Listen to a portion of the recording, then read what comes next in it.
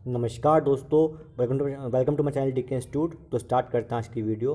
हम पढ़ रहे हैं यहाँ पर जनरल अकाउंटिंग प्रिंसिपल्स के बारे में। आज पढ़ेंगे क्लासिफिकेशन ऑफ अकाउंट्स। तो देखते हैं अकाउंट्स कितने टाइप के होते हैं।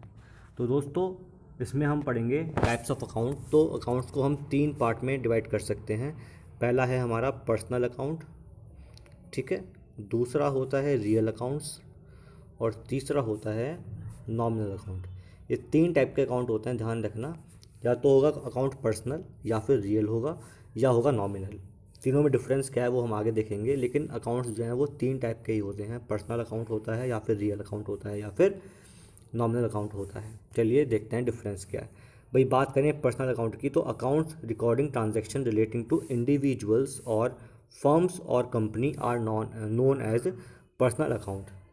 ऐसे अकाउंट जो किसी इंडिविजुअल को रिप्रेजेंट करते हों या किसी फर्म के हों, कंपनी के हों, तो उसको बोलते हैं पर्सनल अकाउंट। बात समझ में आ रही है? For example Ram account, for example ABC school account, ठीक है। ये पर्सनल अकाउंट्स होते हैं। पर्सनल अकाउंट भी 3 टाइप के होते हैं। एक होता है नेचुरल पर्सनल अकाउंट, दूसरा होता है आर्टिफिशियल पर्सनल अकाउंट, और third is representative personal account. Natural personal account कौन सा होता है? जो नेचुरली प्रेजेंट है पर्सन, उसका अकाउंट। फॉर एग्जांपल मैंने बताया आपको राम का अकाउंट हो गया, रमेश, पंकज, ये सब जो है जो मतलब जो लिविंग बीइंग हैं, दिख रहे हैं हमें, उनका अकाउंट जो है that is a natural persons personal account. दूसरा होता है आर्टिफिशियल पर्सनस पर्सनल अकाउंट, मतलब कि जो है जो व्यक्ति नॉन लिविंग है।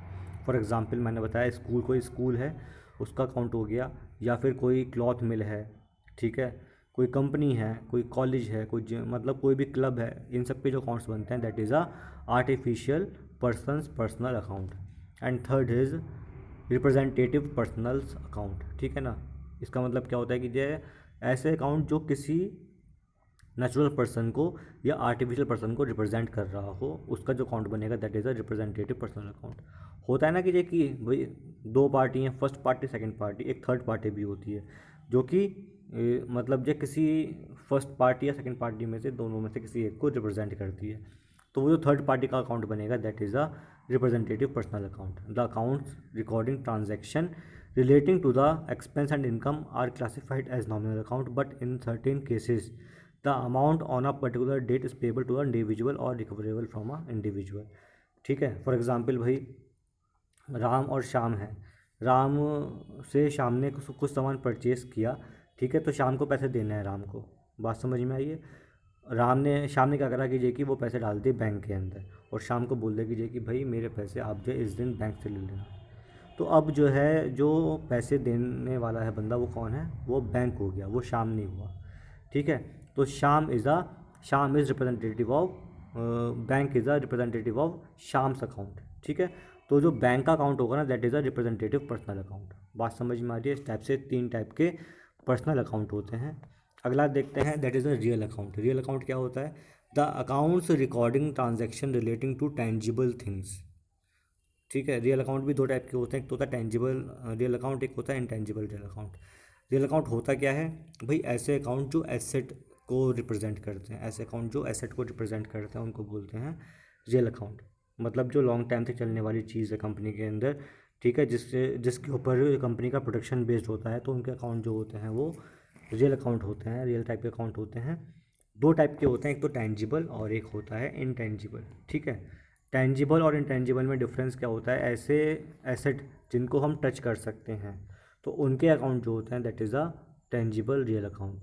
और ऐसे एसेट जिनको हम टच नहीं कर सकते, फॉर एग्जांपल पेटेंट हो गया, ठीक है, कॉपीराइट हो गया, ये भी कंपनी के एसेट होते हैं, लेकिन दे आर अनटचेबल, जिनको हम टच नहीं कर सकते। तो ऐसे जो अकाउंट्स होते हैं, गुडविल अकाउंट हो गया, पेटेंट अकाउंट हो गया, जो ऐसे अकाउंट्स होते हैं उनको बोलते हैं हम इनटेंजिबल रियल अकाउंट्स। तो रियल अकाउंट्स भी 2 टाइप के होते हैं। Last is nominal account. तो ऐसे अकाउंट जो कि with in one particular period ख़त्म हो जाते हैं, जो एक फाइनेंशियल ईयर है उसके दौरान बनते हैं और ख़त्म हो जाते हैं। फॉर एग्जांपल रेवेन्यू और जो एक्सपेंडिचर है या इनकम और गेन है, इनके जो अकाउंट बनते हैं वो बनते हैं 1 साल के लिए। उसके बाद फिर नया ईयर शुरू होता है, तो नया इनकम नया एक्सपेंडिचर हम बनाते हैं, देखते हैं। तो ऐसे अकाउंट जो होते हैं उनको बोलते हैं नॉमिनल अकाउंट, जो एक पर्टिकुलर पीरियड के लिए बनाए जाते हैं।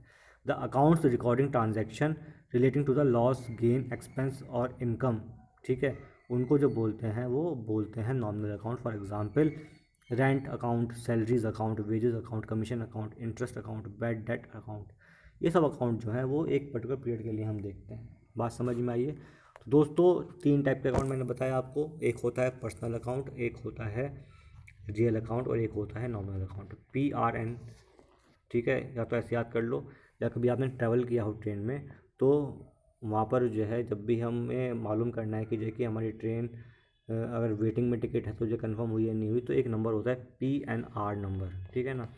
PNR नंबर डालकर हम जानते हैं कि आखिर हमारा जो है क्या स्टेटस है टिकट का।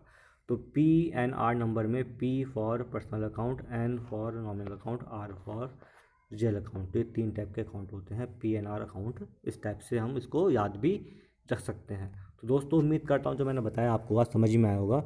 अगर वीडियो पसंद आई है please like this video, share this video, subscribe my channel. Thank you, have very nice day.